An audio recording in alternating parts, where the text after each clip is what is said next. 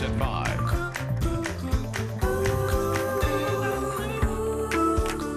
13 days in, and the U.S. is about to round out a full 2 weeks without certain government agencies. National parks are minimally staffed. The displays at the Smithsonian have gone dark. TSA agents are working without pay. All these closures beg the question, what are we going without, and is it putting our safety at risk? And reporter Chris Davis verifies whether there's risk to flying during the shutdown. It's the first thing you see on FAA's website. There's no impact to safety or FAA oversight for travelers. But is that true? We can verify that air traffic control staff and TSA agents aren't furloughed, meaning all of those operations remain normal. But what about flight inspections? We called the St. Louis FSDO office, which stands for Flight Standards District Office. They handle pilot licensing, aircraft permits, inspections, and investigations for the entire eastern half of Missouri. But when you show up to their office, this is what you see: a sign that says they're closed because of the government shutdown. We confirmed with the FAA, inspectors like these have been furloughed. Steve McGough, chair of SLU's Department of Aviation Science, says most of the major airlines have their own built-in inspection process or contract that out. Think of it like an internal auditor at a bank. They do most of the inspections, but the FAA inspector is there as an extra set of eyes and to sign off on their work. Without those inspectors, something could fall through the cracks. Steve says this could really impact smaller regional airlines that may not have as large of an inspection operation. So when it comes to flight inspections, we can verify that some have stopped because of the shutdown. Many of the major airlines will continue to do their own inspections. However, we'll lose that extra set of eyes, at least for as long as the government is shut down. And if there's something that you'd like us to verify, just let us know. You can share your questions with us on Facebook or Twitter. You can also email them to us at verify@wbir.com.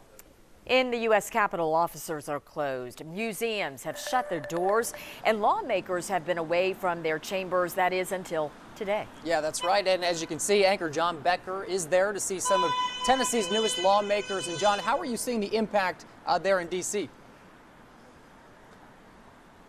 Brandon, just as a visitor to this city, you don't notice it a lot. Look behind me. You're seeing this is busy. Independence Avenue runs right by the Capitol.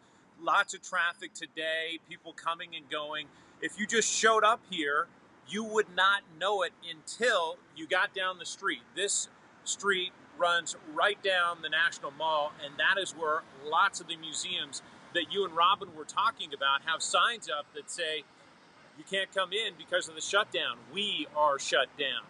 I will tell you, we have talked a little bit about in East Tennessee, the trash people are concerned about in the Great Smoky Mountains National Park building up and other areas where rangers aren't out cleaning it up.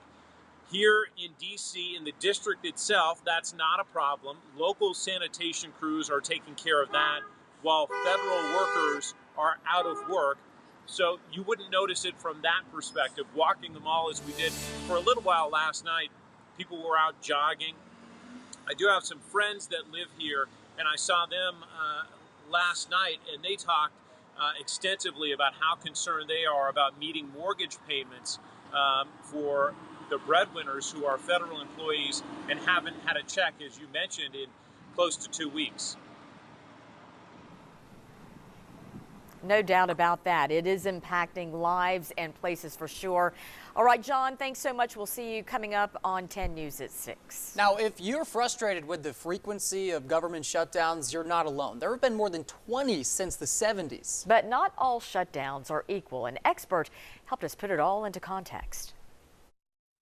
Every year, the country has to fund the government through 12 appropriation bills.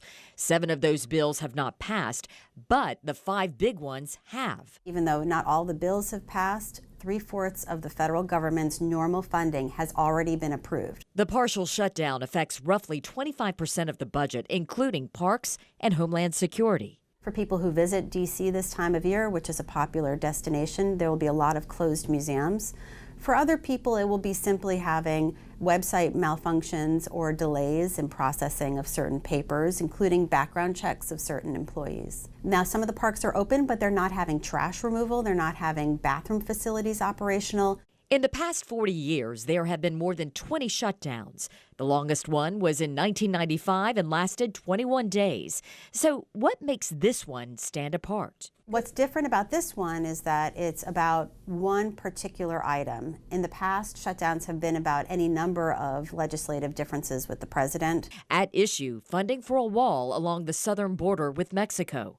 Ferrier doesn't expect the shutdown to last through February, but says there's a chance we could see it happen again. With some political differences, we only get short-term agreements because that is the best that they can hope for, and then they will fight another day.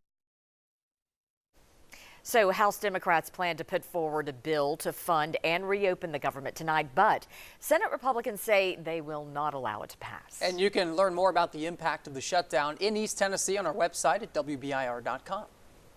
Well, East Tennessee's Songbird celebrating a major music milestone. See how the Grand Ole Opry is marking 50 years of Dolly. We'll be right back.